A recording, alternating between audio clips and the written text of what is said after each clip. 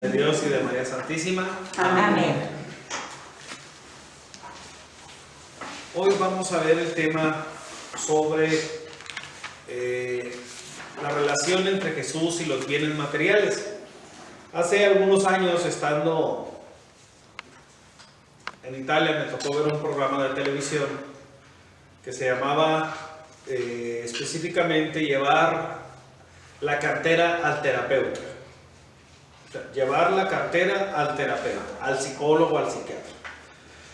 Y reflejaba este programa un estudio en torno a nuestra relación con la cartera.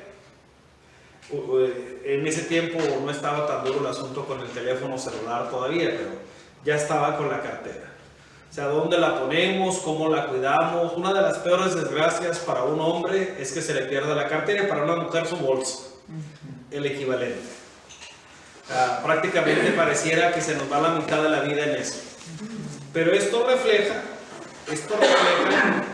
una situación de apego a aquello que consideramos nosotros nuestra seguridad. O sea, nuestra seguridad en todos los sentidos.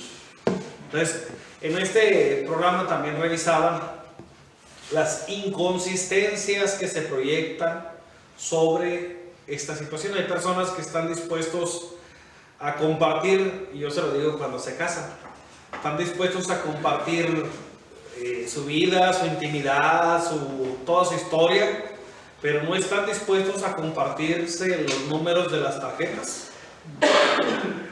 No están dispuestos a compartirse la información de qué hay y qué no hay en realidad. Y mucho menos, bueno, ya ahorita están más dispuestos a compartirse los bienes económicos que todavía que las claves del Face o de las redes sociales, ¿no? Decimos, ahí se acaba cualquier relación. Pero bueno, a mí me llamó la atención que en un país de primer mundo tuviera este acercamiento a una situación que reflejaba el uso o la relación inadecuada que se tiene con los bienes. El tema de hoy, ¿qué nos dice Jesús acerca de los bienes? Jesús nos pide que renunciemos a ellos porque son malos, porque vienen del demonio. No. Todos los bienes vienen de Dios. Todos los bienes materiales vienen de Dios. O sea, eso no tenemos duda, no los podemos condenar. O sea, no son sujetos de condena. Ahora, ¿qué es lo que nos pide o qué es lo que enseña Jesús en torno a los bienes económicos? Lo primero que enseña es la libertad interior. ¿Qué significa esto de libertad interior? Cualquier cosa ante la que nosotros estemos apegados va a impedir que nosotros seamos verdaderamente libres. Cualquier cosa a la que nos apeguemos. Entonces, no es el bien en sí, sino es el apego al bien lo que daña, lo que impide un seguimiento del Señor. Cuando nosotros pensamos en cómo se acerca Jesús a los pobres, en cualquiera de sus situaciones, los apegos degeneran en un impedimento para el seguimiento del Señor. Cuando Jesús se acerca a los pobres, primero atiende su llamada, atiende su voz, atiende su necesidad. Pero cuando se acercan a los ricos, primero les pide que renuncien a sus bienes. Primero les pide que dejen de tener al dinero como el jefe de su vida, el señor de su vida. Y aquí entramos al segundo punto. Una de las cosas más peligrosas de los bienes que Jesús desenmascara es la idolatría del dinero. ¿Qué significa? Y hoy la vivimos, La vivimos en dos o tres vertientes. Primero, la de la imagen, la proyección de la imagen. Si decimos una persona exitosa, pensamos inmediatamente en alguien que tiene muchos bienes. Pensamos en alguien que tiene solvencia, pensamos en alguien que tiene capacidad de hacer y deshacer. Así es como pensamos. Y va a decir, no es cierto. Sí, sí es cierto. Aún en las novelas estas ridículas que tenemos hoy en día, como El Señor de los Cielos, como La Reina del Sur, como El Chapo, como narcotraficantes. Y padre, ¿por qué dice esas? Porque son las principales promotoras de la imagen del narco poderoso, narco rico, narco que vive. Y esto es endiosar, esto es idolatrar la riqueza y presentarla como un fin en sí mismo.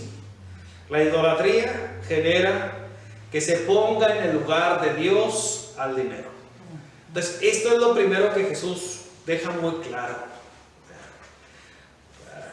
No al apego, no a la idolatría del dinero. ¿Por qué? Cuando nosotros pensamos en la manera en que nos relacionamos con lo material, si nosotros pensamos que nos bastamos a nosotros mismos, si yo pienso que soy autosuficiente en mí mismo, entonces inmediatamente lo que sigue es pensar, no necesito a nadie. O sea, si yo soy autosuficiente, y ojo, porque hoy se promueve esta mentalidad de tú puedes, échale ganas y eres tú el arquitecto de tu propio destino y todas estas cosas. Pero lo que lleva detrás es una idolatría, primero, que nos cierra el camino hacia los demás, y si nos cierra el camino hacia los demás, cierra el camino también de Dios. Si yo caigo en la idolatría, y se puede caer en esta idolatría con mucho o con poco, ojo, ¿dónde está el elemento que define si estamos o no estamos cayendo en esta idolatría del dinero? Está en nuestra confianza. ¿Dónde está nuestra confianza? ¿Dónde está tu tesoro? Ahí está tu corazón. Entonces, si tu confianza está puesta únicamente en cuánto tienes, entonces tú estás preocupado no por lo que eres, sino por lo que tienes. No por lo que eres, sino por lo que tienes. ¿Cómo vivió Jesús? ¿Cómo vivió nuestro Señor? Él era pobre, era rico. ¿Qué era?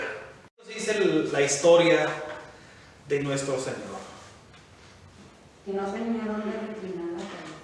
Que no, el Hijo del Hombre no tenía dónde reclinar la cabeza. Pero cuando andaba de itinerante, porque pues en su casa era como clase media, porque tenía buen oficio de carpintero, los magos le llevaron su oro, por ahí tenía sus bienes. No podían pelear. No estaba, pobre no estaba. Hay varios elementos a analizar. Primero, ¿qué consideramos nosotros? En México el 80% de los habitantes se consideran de clase media. Para ser de clase media ocupamos ganar arriba de 40,000 pesos por cada uno que viva en casa. Esto nada más para ponerles así, o sea 40,000, pero por cada uno de los que vivan ahí. Bueno, aquí somos Pero puros entonces, ¿de pobres. dónde consideraron eso? ¿De dónde consideraron que? O sea, para dar esa estadística de que... De la clase de que somos media clase media en México. y de los pobres. Son estadísticas que se han realizado, ahora sí podemos buscar la referencia, pero son estadísticas que se hacen a través de encuestas. ¿Usted cómo se considera? ¿Clase media, clase alta, clase pobre? ¿Y en qué consiste la clase media? Hay 5 o 6 elementos: ingreso, posibilidad de compra, acceso a educación de buen nivel, acceso a salud de buen nivel y capacidad de ahorro. Esos son los 5 elementos que calificaron. Entonces, y es 76 punto y algo por ciento de los que nos consideramos de clase media. Pero cuando nos dicen cuánto se necesita para estar en la clase media, pues no es cierto. Somos muy pobres. En realidad, el 2% son ricos y nada más como el 17% de la población del país es verdaderamente de los que pueden viajar, estos que abaratan los mundiales, donde quiera que sea, son los que pertenecen a la alta y a ese 17% que sí tienen esas. Pero bueno, en tiempos de nuestro Señor, clase clase media. Y de hecho el padre Antonio Rivero dice que era de clase media. Por lo mismo, por el argumento de que San José tenía el oficio de carpintero, de que Jesús probablemente también era carpintero, no probablemente, también ejerció la carpintería. Entonces estaba en un ámbito en el que con su trabajo podía mantenerse. O sea, no era nada del otro mundo. Si nos vamos con los apóstoles, era un poquito más elevado el nivel de económico que ellos tenían. Llámese Pedro, llámese Andrés, llámese Santiago, llámese Juan, llámese Mateo, llámese San Pablo. Era otra su situación económica. Ahora, el punto. Él vivió así, en una casa austera, no había abundancia de riquezas, tampoco era que la clase media pudiera comprar todo, porque a la hora que lo fueron a presentar al templo, ¿qué ofrecieron? Un par de tórtolas. ¿Y por qué ofrecieron un par de tórtolas? La ofrenda de los pobres. Porque eso era lo que ofrecían los pobres. Los que tenían ofrecían un cordero. Entonces, que era un poquito más caro. Todavía hasta la fecha sigue siendo así. Bueno, en ese momento económico José no tenía Entonces, el parto y las cosas. Bueno, sí, no hay seguramente. No había tanta necesidad, no debió haber habido tanta necesidad, vivían en comuna, o sea, con sus parientes, y esto facilitaba la supervivencia, ¿no? Pero el punto es, no había tanto, pero tampoco es que viviera en la miseria. Tenía casa, tenía trabajo, tenía oficio y tenía su familia. Entonces no era considerado alguien pobre en ese tipo de circunstancias. En torno a el acercamiento de Jesús hacia los ricos, hay que tener cuidado de no caer en la tentación de satanizarlos tampoco. Así, padre, pero ¿cómo? Si Jesús acepta a los pastores, sí, pero también acepta a los magos. Sí, los primeros que recibe son los pastores, pero después recibe a los magos, que eran personas sabias y de buenos recursos, mucho más que cualquiera de los apóstoles. O sea, para emprender caravanas desde un lugar a otro del Medio Oriente, a través del mundo. Pero también los pastores estaban ahí a 3 pasos, estaban ahí en el mismo campo. Igual no es cualquier cosa que hayan llegado primero. Ajá. Primero les llegó a ellos, de cualquier manera que estuvieran cerca. Y a lo mejor si los magos hubieran tenido GPS y no hubieran ido a dar al palacio, a lo mejor no tienen problema. A lo mejor no hubieran tenido problema. Que esto tiene también su significado. Pero bueno, el punto es, recibe a unos y recibe a otros.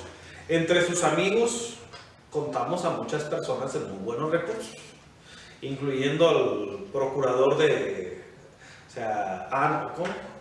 La esposa de Cusa, ¿cómo se llama? Juana. No hay pierde. Juana. La esposa del administrador de Herodes y otras tantas. Ahora, en relación a qué tan libre era el Señor en torno al uso de los bienes, hay un principio que Él nos propone. El principio de la relatividad. ¿Qué significa relativo? Significa que corresponde a, que va unido a, que no se puede considerar sin el otro elemento. Se relaciona, ahora sí está en íntima comunicación. Y si uno cambia, el otro también. Esto de hacer relativo los bienes y el uso de los bienes se llama libertad interior. O sea, tanto cuanto son necesarios, tanto cuanto ayudan a la misión, tanto cuanto nos unen a Dios. O sea, así es como usa Él de los recursos. Y usa de los recursos de manera, ahora sí, sin apegos, de manera generosa. ¿Dónde vemos reflejado esto? Jesús, dentro de su comunidad, había una bolsa común. ¿Sí sabemos lo que es una bolsa común? Yo había escuchado de las bolsas comunes, pero hasta que llegué al colegio mexicano no supe lo que era una bolsa común. El seguro sacerdotal que tenemos cubre todo menos lentes, dientes y parientes. Entonces, estando en Italia, tampoco así cosas exóticas como oídos y cosas así tampoco los incluye. Yo tuve que ir con un otorrinolaringólogo, estando allá, ya casi para venirme, estábamos 2 semanas antes, y tuve que ir. Las idas allá con un otorrino son dolosas. O sea, me cobró 150 euros y él se sentía que estaba haciendo una obra de caridad, porque usualmente cobraban entre 400 y 600. Sí estaba haciendo una obra de caridad, doctor. Entonces, y me lo dejó ver, o sea, pero así tal cual, padre, por ser sacerdote nada más me voy a cobrar 150 euros. Y yo estaba casi que me desmayaba. Pero luego ya regresé a La Paz cuando me di cuenta que no lo iba a pagar yo, que se iba a pagar de la bolsa común a la que todos cooperábamos. Entonces, cuando hay una bolsa común y sale alguna cosa, o sea, hay modo de sortear. Si no se usaba, se guardaba para el siguiente periodo. Entonces, a lo que voy es, entre los apóstoles tenían una bolsa común para todas las necesidades, para la comida. Entonces, no es que viviera en la miseria y sin nada, ¿eh? Había bienes y había quien los administrara. Y de ahí alcanzaba hasta para ayudar a los pobres, para dar limosna. Y eso está en los evangelios, ¿no? Pone Judas para escaparse es ir a dar dinero a los pobres. O sea, aunque no fuera cierto, pero igual. Esto es lo que dice el Evangelio de San Juan. A los pobres diablos que se lo reciben. No, pues no, de hecho fue mentira tal cual. Fue a recibir, nada. El punto es, entonces sí había esto, sí había esa manera de administrar. ¿Cómo usa Jesús de los bienes? De manera generosa y sin apego. O sea, vemos cómo disfruta de bienes y aún de aquellos que pueden resultar, o no pueden resultar, que son costosos. Llámese un perfume de mirra, si era mirra no me acuerdo, según yo sí, que era algo muy preciado en aquellos tiempos, o de nardo. De lo que Ya les he dicho que después de las 7 de la noche su servidor no funciona del todo bien. Entonces, pero lo importante es, usa con alegría de estos bienes. Es capaz de asistir a banquetes y participar de ellos en las casas a donde lo invitan a comer. Y no nos dice que estuviera triste o cosas así, al contrario, es capaz aún de aportar el vino nuevo cuando lo invitan a estas fiestas. Entonces, usa de los bienes con libertad, ojo, con generosidad y relativos a su misión. Siempre relativos a su misión. Esto es entre otras cosas. Cuando nosotros pensamos en cómo Jesús se relaciona con las personas ricas, ¿cómo se relaciona a Él? Ya dijimos que es un poquito más exigente. Antes de aceptarlos, antes les pide que tengan claro que no se puede tener 2 amos, que no se puede servir a Dios y al dinero. De hecho, él usa la palabra mamón con doble M. Usa la palabra, esa es la palabra que usa porque era el Dios del dinero. No se puede servir al Dios de la vida y al Dios del dinero al mismo tiempo.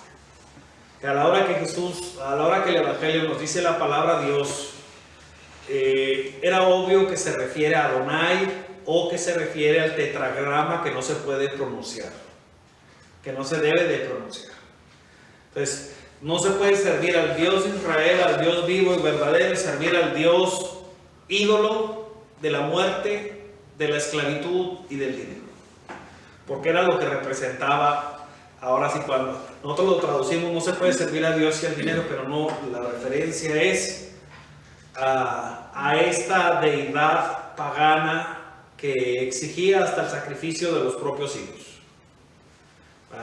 Una deidad cruel, sanguinaria, que los romanos, por cierto, y los griegos tenían muy cerca de ellos. Entonces, él aclara este punto. Con los ricos exige este desprendimiento, esta renuncia a los bienes. ¿Por qué es necesario que se renuncie? ¿Por qué es necesario o por qué les hace esto? Pensemos nosotros en el caso del joven rico. Es un caso muy ejemplar. ¿Qué pasa con este joven? Era un joven, era rico, se había portado bien, pero había algo más en su corazón. O sea, un deseo de algo más. O sea, yo creo que todos hemos experimentado ese deseo de algo más, ese deseo de seguir creciendo en la presencia de Dios, de seguir creciendo dejándonos acompañar por Jesús. Todo hemos experimentado. Pero luego es como las dietas. Es como las dietas que el día que decimos que queremos dieta, ese día nos aterrizan con pizza, nos aterrizan con hamburguesas, nos aterrizan. Decimos, ¿cómo es posible? 5 años comiendo como desesperado, y el día que digo que ya voy a comer verduras, ese día me aterrizan con esas cosas. Su servidor se puso a dieta. No es de propósito de año nuevo, no. Por allá a finales de noviembre llegué a la conclusión de que tenía que ponerme a dieta. Entonces, no es fácil. Así como este deseo de más, es este deseo de cuidar la salud, ¿no? Tenemos clara la necesidad, tenemos claro el objetivo, tenemos claro que es algo en lo que podemos invertir y debemos invertir. Pero a la hora de la hora llega nuestra realidad y la verdad. ¿Qué tanto estamos dispuestos a renunciar al gusto, a esto, al otro? En el caso del joven rico, él quería hacer todo. O sea, quería conservar la riqueza, quería conservar su libertad y quería conservar al mismo tiempo este deseo de crecer delante de Dios. Pero no hay forma de que no entren en competencia. El dinero, si nosotros nos apegamos a él, ocupa el lugar que le corresponde a Dios y lo convertimos en el único criterio con el que queremos juzgar todo lo demás. Una persona rica, por lo regular, no lo deja saber. No lo deja saber en sus decisiones. Toma ahora sus decisiones casi a un nivel, pues, se las pongo. Hace algunos meses criticaron por ahí salió el dueño de una empresa a decir que el salario en México era muy pobre. Y luego las redes sociales lo atacaron a por cierto se llama Ricardo, lo atacaron diciéndole que sus trabajadores de Electra y de Banco Azteca y de no sé cuántas cosas más tenían puros salarios de hambre. Y luego él entró al debate y que no es lo mismo la miseria que la pobreza. O sea, que no es lo mismo. O sea, haciendo una distinción que no estaba dando salarios de hambre, sino salarios humildes, que no era lo mismo. Entonces, por cierto, volvió a salir hoy en las noticias porque dice que va a comprar Banamex, ¿no? Pero bueno, esa es otra historia. Si está en venta Banamex. Para ser preciso, City Banamex. Estoy preocupado porque tengo como 25 pesos ahí. Bueno, el punto al que voy. Toman decisiones, aún en las cosas sencillas, toman decisiones sobre las personas, sobre su familia, sobre muchas cosas. Y dentro de esas decisiones no siempre se encuentra ni la caridad ni la fraternidad. ¿Qué pasa con los ricos? Que muchas veces su apego les impide descubrir para qué es o para qué son los bienes. Si le pregunto a ustedes ahorita para qué son los bienes, a lo mejor algunos me van a decir, Padre, para solucionar los males. Ya lo he escuchado antes, en la propia familia. Los bienes son, y eso quiere decir que vamos a hacer, tomar una decisión torpe. Que voy a ir a empeñar, que voy a ir a First Cash o a algún otro de estos prestadores y que voy a ir a dejar lo que me ha costado mucho para que me den algo para sobrevivir un día o dos. Va a decir, ay Padre, ¿por qué dice eso? Porque también tengo esa experiencia. les toman las cosas por X cantidad y luego ellos las venden 10 veces más caras, ¿no? Bueno, quien está ahorcado, así, es que nunca ha tenido necesidad de ahorcarse más. Gracias a Dios no. Sí he tenido necesidad de pedir créditos personales, pero gracias a Dios me los han dado y he podido evitar caer en las manos de First Cash o de este tipo de instituciones que son agiotistas, que son, ahora sí, ofrecen cuerdas a la medida de la gente para ahorcarlos más rápido, desposeerlas de aquello que les puede servir para salir adelante o para progresar. Pero bueno, ese no es el tema. Estamos en el tema de Jesús ante las riquezas. Un punto que a nosotros nos puede costar ver en torno a las riquezas es la mecánica con la que trabajan las riquezas en nuestra vida. Si ahorita nos dijeran a nosotros, te voy a quitar lo que quieres más, de lo material. Cada quien piense. Yo sé que algunos pensarían en su teléfono, otros en su computadora, otros en su carro, otros en su casa. Yo sé que puede haber muchas cosas como esto, ¿no? Pero voy a contar algo. Cuando compré mi primer carro me tocó ir de misiones a una comunidad muy agresiva. Y se me ocurrió dejar el carro afuera. Y estaba yo dormido y estaba pensando, me van a robar el carro, me van a robar el carro. Y luego me desperté muy enojado conmigo mismo. El que te dio ¿tenías dinero para comprar el carro? No. El mismo que te dio para comprar el carro te puede dar para comprar otro, así es que ya duérmete. Y el carro se quedó afuera y gracias a Dios no pasó. Curiosamente en las vacaciones en la casa de mi papá sí me robaron el catalizador 2 veces, pero esa es otra historia. Pero en las misiones no le pasó nada. Entonces, el punto al que voy, la mecánica primero busca carcomernos por dentro, busca carcomernos apoderándose de nuestro pensamiento, de nuestros sentimientos, de nuestras emociones, ahora sí, y buscando dañar nuestra capacidad de descubrir al prójimo. El fin de las riquezas es el servicio. El fin de los bienes materiales es el servicio, y no el servicio así a lo borras, sino con un rostro humano. Si le preguntamos a un papá y a una mamá ¿para qué trabajan? Pues para sus hijos. Para sus hijos. Tienen muy claro el por qué están haciendo el esfuerzo. O sea, se tiene que tener claro la imagen de por quién lo estamos haciendo. Ahora, igual, esto no quiere decir que porque trabajo para ellos me cierre al resto, a mis hermanos, a mis papás, a mi familia extendida, a mis vecinos.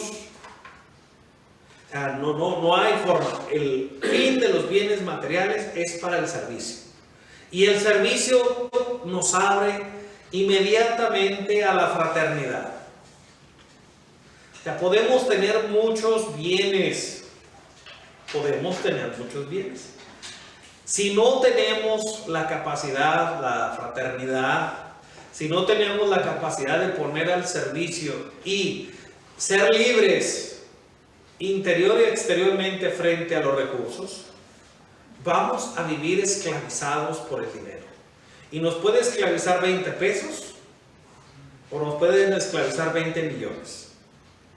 O sea, si nuestra confianza está puesta en esos 20 pesos, igual estamos, que 20 pesos ahorita no alcanzan más que para una soda.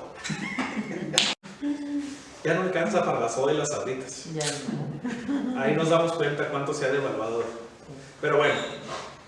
Y a menos que al cabo que está a dieta, padre. Al cabo que ni quiere. Yo nunca he dicho que no me gusta. De hecho, si algo tengo en lo que puedo sentirme como un niño es en mis deseos alimenticios. Les aseguro que me familiarizo más con lo que come cualquier niño que con lo que come cualquiera de ustedes. Y les puedo hacer la lista. O sea, ¿hace cuánto que ustedes no se comen unos tostilocos? Unas sabritas. Como Un al domingo. gansito. Ah, eso sí. Un chocomil. Un bubulupo. ¿Y usted, padre, hace Una cuánto? paleta payaso. O sea, estoy hablando de cosas, no dije que me las estuviera comiendo. Me familiarizo más con lo que comería un niño que con lo que come un adulto. O sea, lo que estoy comiendo, si les dijera que antes de venir tuve que ir a tomar pastillas porque andaba medio mal de mi estómago porque me dieron un chorro de verduras. Me dieron un plato lleno de verduras. Entonces, pero bueno, el no apegarnos a las cosas materiales nos permite a nosotros descubrir el fin de los bienes materiales a través del servicio y a través de la ayuda, la fraternidad. Una pregunta técnica, ¿se van a salvar los ricos? Pues sí.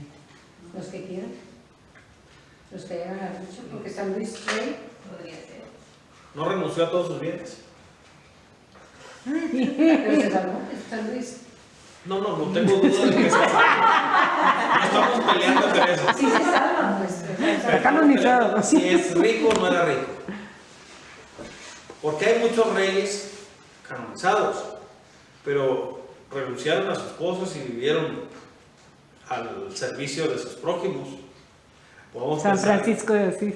San Enrique, podemos pensar en, ya dijeron, San Ignacio de Loyola, San Francisco de Asís, San Ignacio de Loyola, este otro jesuita que era príncipe de España, San Luis Borja. Sí era San Luis, ya le estoy cambiando, se apellidaba Borja, de eso estoy seguro. Sí, Francisco Borja. Y era de los Borgias, de los reyes, entonces, pero sí, la pregunta no era si él se salva, es si los ricos se salvan. ¿Cómo?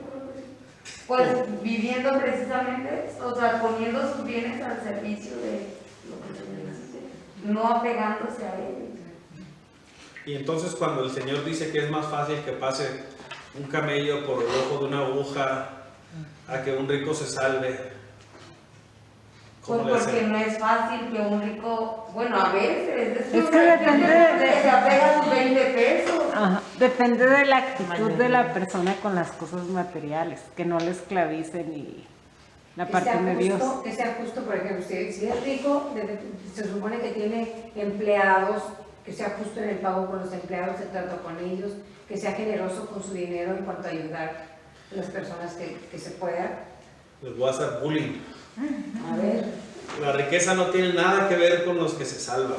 Don Luis, por favor busque en el Evangelio de San Mateo el capítulo 25.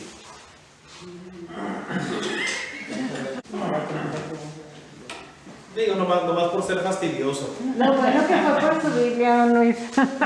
Sí, aprovechando que la trae. ¿Cuál era, Mateo? A ver si le atino, porque 25, 31 y 46, sí le atino. 25, 31 al 46. Sí, porque no quiero que me lea el capítulo completo. ahí lo que le vamos a pasar en Dice, cuando el Hijo del Hombre venga en su gloria, acompañado de todos sus ángeles, entonces se sentará en su trono de gloria.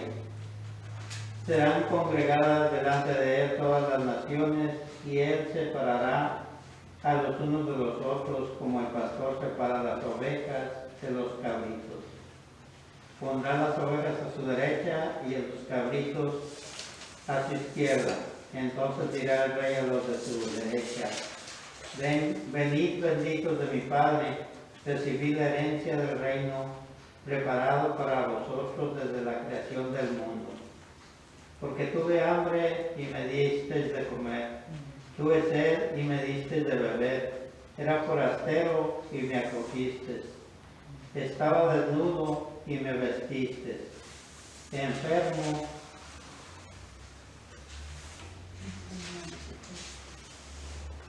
y me visitaste en la cárcel y acudiste a mí. Entonces los justos responderán, Señor, ¿cuándo te vimos hambriento y te dimos de comer?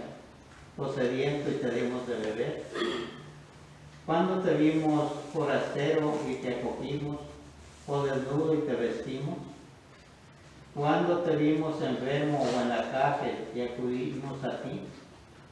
Y el rey les dirá, en verdad os digo que cuando hiciste a uno de estos hermanos míos pequeños, a mí me lo hiciste. Es muy divertido. Aquí nos dice cuánto había en la tarjeta de débito, cuánto había en la de crédito, cuánto había en el cochinito, cuánto había... No es eso. O sea, es cuánto usamos de los bienes para el servicio del prójimo, para crecer en la fraternidad, para no dejar de ver al hermano, para no dejarlo de asistir. Entonces, no dice pobres o ricos. Y no, hay un discurso ahorita que hay que tener mucho cuidado. Un discurso de odio. O sea, si tú lo tienes es porque el rico se ha quedado con todo. Mi hermano, deja de gastar en tarugadas. O sea, deja de gastar tu fortuna en la tiendita donde te venden la cerveza del fin de semana, donde te venden X, Y o Z, y deja de estar viviendo, siendo pobre, como si estuvieras con una cuenta ilimitada. No se puede. Y don Tadeo tenía 7 hijos. Y un día me quedé a trabajar toda la noche. Y siendo un joven e inexperto, yo no sabía que si uno estaba despierto le volvía a dar uno hambre. O sea, menos si estaba trabajando, yo no sabía que daba hambre. O sea, no tenía esa experiencia. Y obvio, yo nada más llevaba noche para lo que era la hora de comida. Y pues, no llevaba lonche y no había forma de salir. Entonces dije, toca ayuno. Estaba trabajando. Y llegó don Tadeo a hablarme. Vengas a echar una tostada de frijoles. Y yo así como que mi reacción fue, si no traigo, ¿cómo le voy a hacer? Y me leyó la cara así que yo le hice, no seas orgulloso, vente. Y ya me llevó casi a rastras don Tadeo. Y le agarré mucha confianza a don Tadeo. Ya comimos y en la plática ganábamos casi igual, nada más que él tenía 7 hijos. Ganábamos casi lo mismo, yo ganaba bien. La diferencia es que yo nunca traía dinero. Y don Tadeo nunca le faltaba lo que necesitaba. Y entonces le pregunté yo a don Tadeo que cómo le hacía. Y lo único que me dijo es, yo no gasto en tarugadas. Tú llega el cheque y te vas a los tacos de asada o a los tacos de carnitas, te vas aquí, el sábado quieres ir a comprar al Swan Meat, quieres ir a hacer esto, quieres hacer que los cigarros, que la cerveza, ya te lo acabaste. Porque no hay dinero que rinda cuando no lo gastamos bien. Y el que no junta con el Señor desparrama. Entonces, se me quedó muy grabado este aspecto de cómo administrar lo que tenemos. O sea, no podemos nosotros dejar que el dinero se convierta en la brújula de nuestra vida. Esto se llama, tiene un nombre que se llama abuso de la riqueza. Abuso de la riqueza. ¿Qué significa? Que se convierte en un valor totalizador, totalizante. O sea, todo depende de eso. Y eso puede pasar en una parroquia, puede pasar en una casa de formación, puede pasar en una familia. Y luego vemos lo que tenemos que usar para justificar a veces nuestras acciones. No tengo dinero. Juan Gabriel. O sea, ni nada va a quedar. No estaba pensando en sacar Juan Gabriel hasta que no dijo. No lo digo porque es algo que usualmente se dice el hombre, el esposo y la esposa. No, oye, ¿qué quiero hacer esto? No hay dinero. Siempre. O sea, y de repente se descubre que sí hay. O sea, se descubre que sí hay, o en una parroquia no hay dinero para la pastoral, pero sí hay para otras cosas a veces. Entonces, o no hay dinero para ayudar a una persona necesitada, que por cierto, no lo hacemos no porque no haya, sino porque seguido nos ven la cara y se siente feo. Así, pero pues ni modo. Si se la ven a uno, se la ven. Es un riesgo que uno tiene que ajustar, y hay veces que uno sabe que se la están viendo y de todas maneras tiene que ayudar a uno, porque es más importante el hermano que la cantidad que sea. Y cerrar la puerta al hermano es caer en el abuso de los bienes materiales, de la riqueza. Otro abuso, otra expresión de este abuso, cuando se convierte en total, el principio totalizador, los bienes materiales, lo vemos seguido cuando hay los pleitos de las fabulosas herencias. El hermano ya no importa, la familia ya no importa. Lo que importa es que yo no pueda quedar con esto o con aquello. O sea, y está siempre puede estar la parte abusadora y la parte abusada, ¿no? Pero las dos partes están mal cuando le cierran la puerta al hermano. Me hizo esto y yo no lo voy a volver a ver, ya no le voy a volver a hablar. O sea, aunque sea la parte abusada, esta decisión también lo está poniendo en el mismo nivel, donde los bienes se convierten ahora sí, en lo principal. O sea, este poder, este abuso de la riqueza es algo que está presente. Se manifiesta en muchas partes. Está en esto, están los dichos que manejamos. El que no tranza no avanza. Si no estamos en esta dinámica, cuando eso se refleja, lo que está pasando es que hemos convertido el abuso de la riqueza, el poder totalizador y absoluto de esta. Y esto es lo que Jesucristo critica mucho. O sea, se los critica a los fariseos que se tienden sobre los bienes de las viudas, que se lanzan sobre los bienes de las viudas, o sea, y hacen ostentación de largos rezos. Es una crítica fuerte, pero está también en ellos esto mismo. El principio totalizador es el de la riqueza. Hay un punto más. Uno de los efectos que más nos debe de preocupar del efecto de la riqueza o del manejo, la administración de los bienes materiales, es lo que le hace a nuestra capacidad de escuchar la palabra de Dios. En el Evangelio del Sembrador, uno de los elementos dice: las riquezas y las preocupaciones de la vida la sofocan, no la dejan crecer, no la dejan quedarse con nosotros. Entonces, cuando nosotros dejamos de escuchar la palabra de Dios, es un signo de que se prende de alerta. Es un signo de alerta que tenemos que tomar muy en cuenta. Un signo de alerta. Sí, estamos dejando de escuchar la palabra de Dios. Y escuchar la palabra de Dios nos puede pasar como a Samuel, ¿no? Samuel estaba escuchando la voz de Dios, pero no sabía que era la voz de Dios.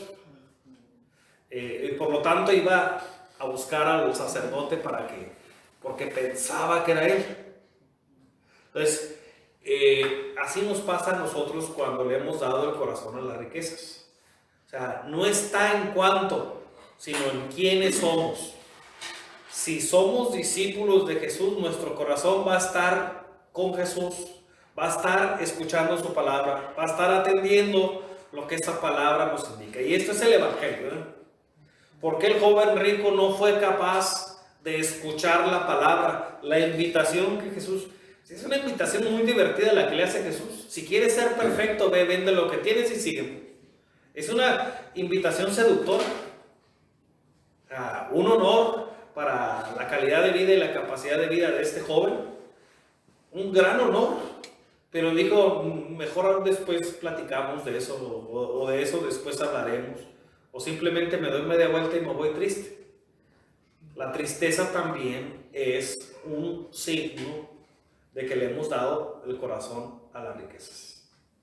Digo, hay otras causas que pueden causar tristeza, pero esta también la causa. A mí me ha tocado ver pleitos porque alguien le da un puertazo a un carro, un puertazo así que avienta la puerta. Y pleitos así como entre personas que se quieren, se aman. O sea, de decir, estás tocando mi... Como no sé si vieron la película del Señor de los Anillos, pero si no la vieron, ya antes la platicaba con los jóvenes, pero ya los jóvenes tenemos 40, 45, 50, entonces... Ya pasó, como las de Harry Potter. Pues igual son de la misma época. Había uno que estaba desfigurado por su apego a una joya, a un anillo. Y decía, mi precioso. Su vida se ve destruida, desfigurada, transformada, deformada. En todos los sentidos.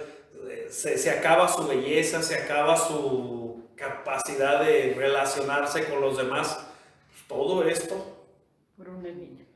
En aquel caso era por anillo. En el caso que nos ocupa es cuando dejamos que la riqueza se convierta en un ídolo, cuando dejamos que la riqueza domine nuestras decisiones. O sea, podemos tener lo que sea, siempre y cuando esté al servicio de nuestra salvación. O sea, lo que sea que sirva para nuestra salvación. Y el Señor es muy claro en las exigencias, no podemos suavizarlas. Y no importa si somos consagrados, si somos esposos, si somos célibes, no importa la situación en que estemos. Si le damos el corazón a las riquezas, no podemos seguir a Dios. Y si lo estamos siguiendo, podemos ser nada más, ahora sí como esas campanas que resuenan pero no tienen nada dentro. Que aturden, pero eso lo dice San Pablo, ¿no? Aspiren a los bienes más altos. Muy bien, no sé si tengan alguna pregunta, duda o queja al respecto. Entonces, ¿quiénes se van a salvar? Los que usen bien los bienes que Dios les da al servicio del prójimo. Ahí está la prueba, ahí está el examen, ahí está la balanza. No es tanto, sí, no es cuánto. La semana pasada hablábamos de cómo hay veces que vemos que alguien va rumbo a darse en la cabeza. Sabemos que se va a dar en la cabeza y él está haciendo todo lo posible para darse en la cabeza y a final de cuentas acaba dándose en la cabeza. Cuando una persona está en esta situación, y puede ser puede ser otras muchas, donde ha perdido piso, donde ha perdido realidad, donde ha perdido aquello que le hace bien, la primera forma es la oración en todas las formas que tenemos, pero también igual de importante es el testimonio de la alegría. O sea, una persona que vive libre debe de ser alegre y debe de saber disfrutar de los bienes. Un vecino llegó a la casa, a su casa, y abrió el refrigerador y dijo, ¿está vacío el refrigerador? Y la respuesta de mi papá sí es que aquí se come todo, todos los días.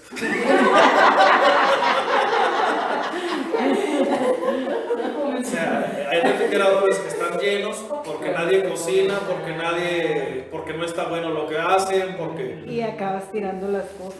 y acaban siendo, Sí. o sea, acaban siendo, pero tiene que manifestarse esa alegría y esa frescura, esa libertad. Hay personas que no gastan un peso en un gusto, aunque lo tengan, no digo que lo desperdicien, pero a veces en un gusto para ti o para alguien que amas, porque tienes todo cuadriculado meticulosamente y nada se puede salir de ahí. Hay que ser libres y hay que ser relativos. La riqueza es relativa, no es un fin en sí mismo. No está por encima de la alegría, no está por encima de la felicidad.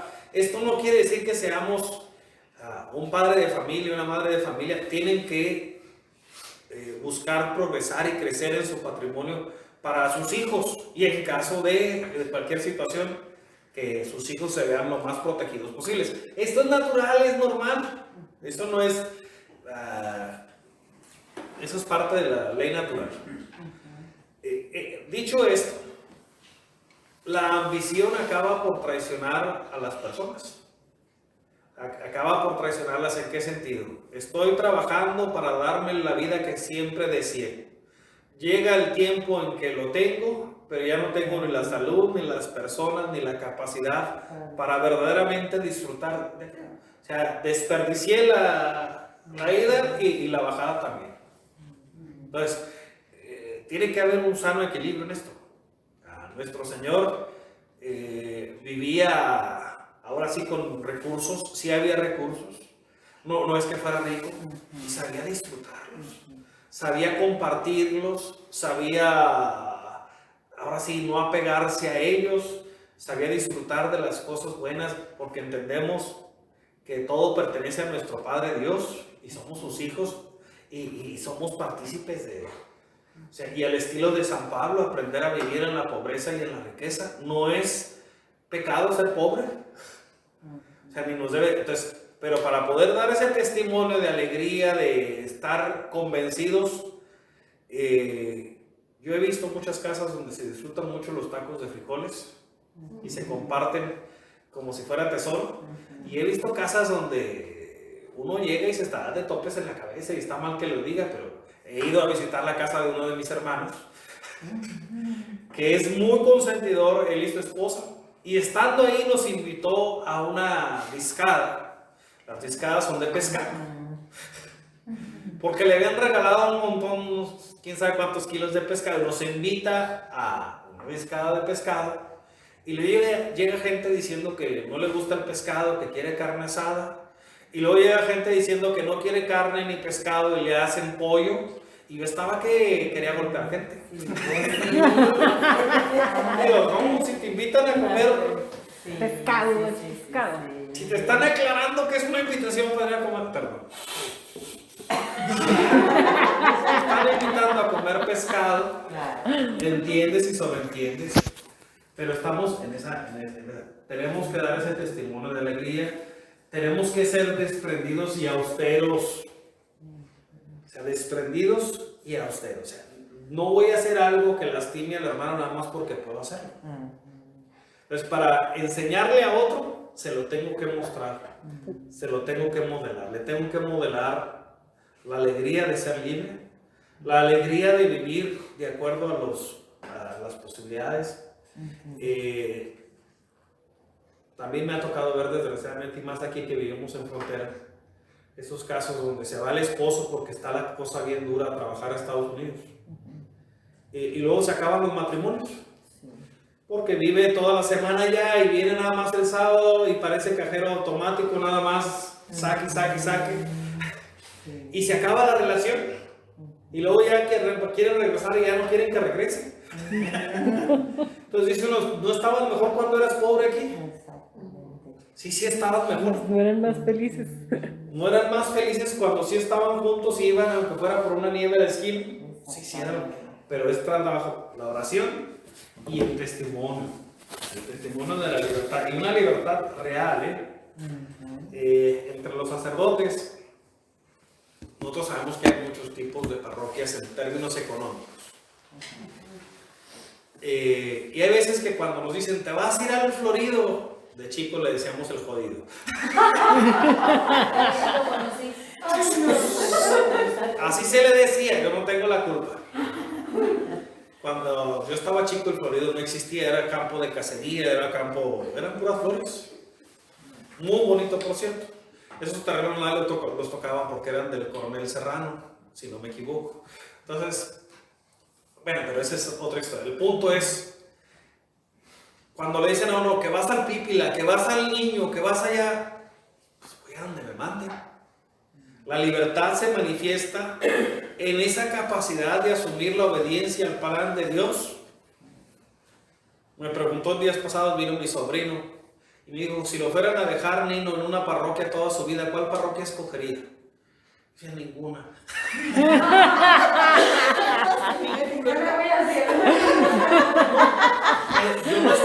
Yo no estoy consagrado a una parroquia, estoy consagrado a la iglesia. O sea, si algún día me piden que no esté en una parroquia, ¿qué voy a hacer? ya he estado. De hecho, la mitad de mi ministerio he estado en un lugar donde no es una parroquia. 5 años en el seminario, 2 en Roma, son 7. Y este es mi 6º año en una parroquia apenas. Bueno, mi 6º, casi 7º. Pero no se cumple hasta septiembre, más o menos. Entonces, el punto a donde voy. Esto de convencer a otro que va por mal camino implica darle el testimonio de quien sí va por el buen camino. Y esperar que el ejemplo arrastre. Que sea el ejemplo el que arrastre.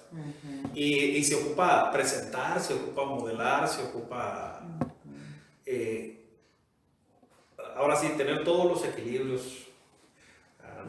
En una casa puede faltar dinero y uno dice, pues que trabaje doble turno o que trabaje el esposo y la esposa y luego se gastan todo en la nana.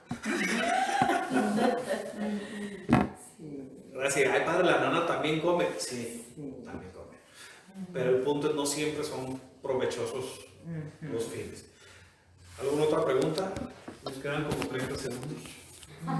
No, no es cierto. 1 minuto y medio.